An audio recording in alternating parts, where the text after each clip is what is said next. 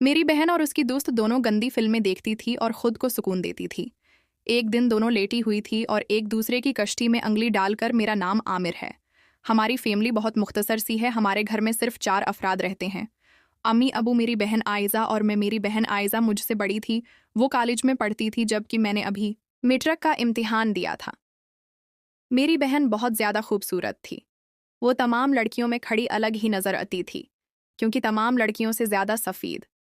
कभी कभी तो हम सब उसे देखकर बहुत तंग करते थे कि तुम कोई और ही मखलूक हो। वो बहुत शूख व चंचल लड़की, कोई भी रंग पहनकर वो बहुत हुसैन लगती थी। वो थी तो मेरी बहन, मगर उसके हिसन की वजह से कभी भी मेरी नज़रें इस पर से न हटी। अम्मी अबू ने हमें लाड प्यार से पाला था। उन्होंने हमें कभी किसी चीज़ के लिए रोक टोक न की थी। आयज़ा को हर जगह आने जाने की मुकम्मल आज़ादी थी। आयज़ा की एक सहेली थी जिसका नाम नीलम था। वो फैशन में आयज़ा से भी आगे थी।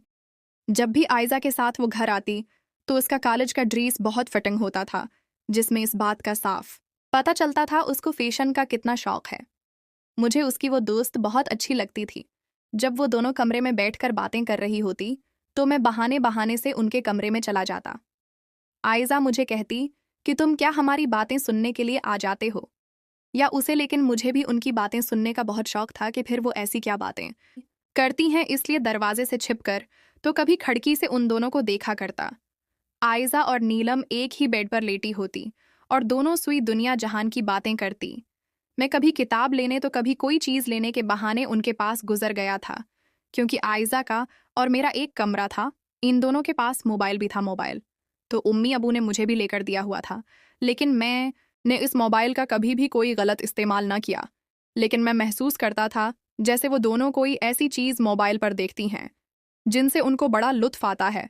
मैं दरवाजे से पूरी तरह कान लगा देता, लेकिन फिर भी मुझे किसी चीज़ की कोई आवाज़ ना आती। दोनों ऐसे साथ साथ रहती जैसे एक दूसरे के निकाह में हूँ।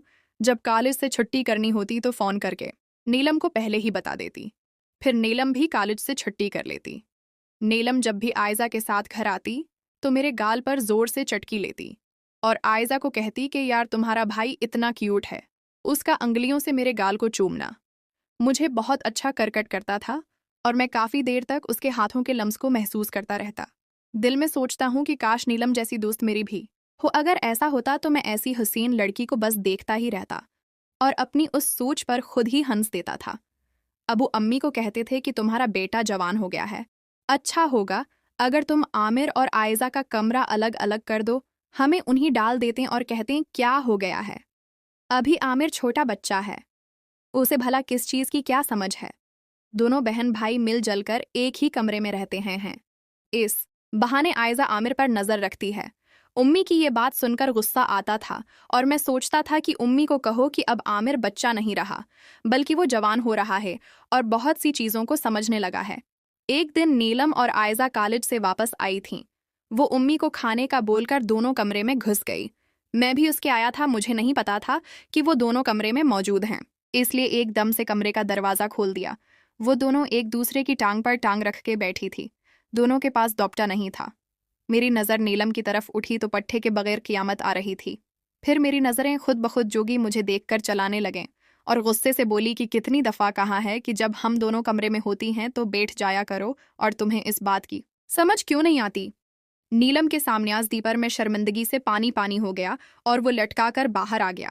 नीलम के जाने के बाद अम्मी आयशा पर गुस्सा करने लगे कि आइंदा के बाद खबरदार, जो तुमने अपनी किसी दोस्त के सामने मेरे बेटे को डांटा तो बच्चा है, क्या पता है। मुझे देखकर मना बनाने लगी हूँ। अम्मी से कहने लगी कि मैं आपका बेटा बहुत होशियार होता जा रहा है। मैं काफ़ी दिन से नोट कर रही हूँ कि ये नीलम की वजह से बार बार कमरे में आकर करता हूँ। अपनी उम्र की आवर हरकतें देखें। ये बात 100% सच कह रही थी। मैं उसकी बात सुनकर चूर हो गया था। ये था कि मैं वाकई नीलम की वजह से बार बार कमरे में जाता था, क्योंकि वो मुझे अच्छी लगती थी। फिर एक दिन से जैसे गजब हो गया। अम्मी अबू घर पर न थे और नीलम कॉलेज से सीख रही थी। मैंने उस दिन कॉलेज से छुट्टी की थी। उन्होंने मुझे उंगली उठाकर भी ये किया कि हम दोनों कमरे में जा रही हैं और तुम्हें कोई ज़रूरत नहीं अंदर आने की। वो मुझे धमकी देकर चली गई थी, लेकिन मैं भला उससे डरने वाला था। मेरे दिल में कोई भी हो रही थी, क्या फिर वो दोनों ऐसा क्या कर रही हैं अंदर, जो उन्होंने मुझे सख्ती से अंदर आने को मना किया है। कमरे का दरवाज़ा तो बंद था। मैंने नीलम आज़ाद को मोबाइल पे कुछ दिखा रही थी। आयशा वो चीज़ें देखना नहीं चाहती थी, लेकिन फिर भी नीलम उसके साथ शर्म करके उसे फजल दिखा रही थी और उसे अकसा रही थी कि जो चीज़ें मोबाइल पर हो रही हैं वो हम दोनों करती हैं। मुझे नहीं पता था कि वो मोबाइल पर आइस दिखा रही हैं, लेकिन मेरे आसपास जैसे खतरे की घंटियां बजने लगें।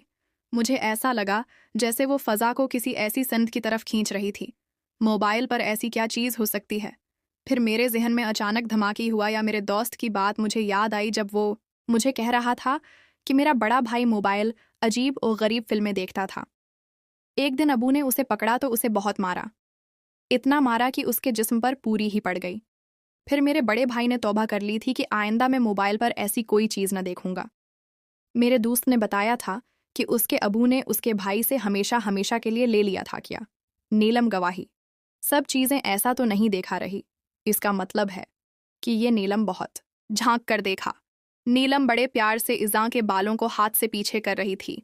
इसका अंदाज़ा चौंका देने वाला था। फिर उसने थोड़ा सा जहर का चेहरा ऊपर किया और इससे पहले कि वो इसके साथ कोई हरकत कर दी, मैंने जल्दी से दरवाज़ा खोल दिया। वो दोनों अचानक उछल पड़ी। इन दोनों को शायद उम्मीद नहीं थी कि मैं उनकी ये सारी हरकतें देख लूं। कुछ भी था, लिहाजा मेरी बहन भाई कभी भी नहीं जा सकता था कि वो कभी भी किसी और समत की तरफ नीलम को उठाकर कहा, आपने हमारे घर से बाहर रखो नावर, अपना सारा सामान लो और यहाँ से दफा हो जाओ। मैं तुम्हारी हरकतें देख चुका हूँ।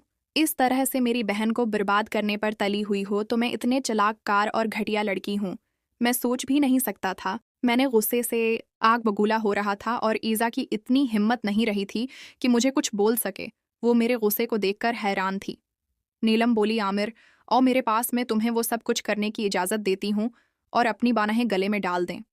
मैं फिर कहाँ रखने वाला था। इस बात में सगी बहन को भी न छोड़ा।